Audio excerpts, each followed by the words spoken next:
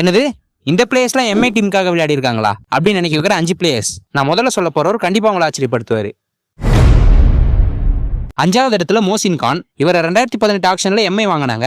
அதுல இருந்து 2020 வரைக்கும் எம்ஐ டீம் கூட டிராவல் பண்ணாரு. பட் அவருக்கு எம்ஐக்காக விளையாட ஒரு மேட்ச் கூட சான்ஸ் கிடைக்கவே இல்லை. 4வது இடத்துல மனிஷ் பாண்டே. இவரை எம்ஐ 2008 இன்னாகரல் ஐபிஎல் ஆக்ஷன்ல எடுத்தாங்க. பட் அந்த வருஷம் அவருக்கு எம்ஐக்காக விளையாட ஒரு மேட்ச் கூட சான்ஸ் கிடைக்கவே இல்லை. நெக்ஸ்ட் இயரே அவர் ஆர்சிபி டீம்ல ஜாயின் பண்ணாரு. 3வது இடத்துல சஹல். இவர் 2011 இருந்து 2013 வரைக்கும் எம்ஐ டீம்ல இருந்திருக்காரு. இவர் மொத்தமா எம்ஐக்காக ஒரே ஒரு மேட்ச் விளையாடி அதுல 2 விக்கெட் எடுத்திருக்காரு. 2வது இடத்துல குல்தீப் யாதவ். 2012 ஆக்ஷன்ல குல்தீப் யாதவ் மும்பை வாங்கினாங்க. பட் அவர் எம்ஐக்காக விளையாட ஒரு மேட்ச் கூட சான்ஸ் கிடைக்கவே இல்லை. அப்புறம் 2014 அவர் எம்ஐல இருந்து கேகேஆருக்கு மூவ் ஆனாரு.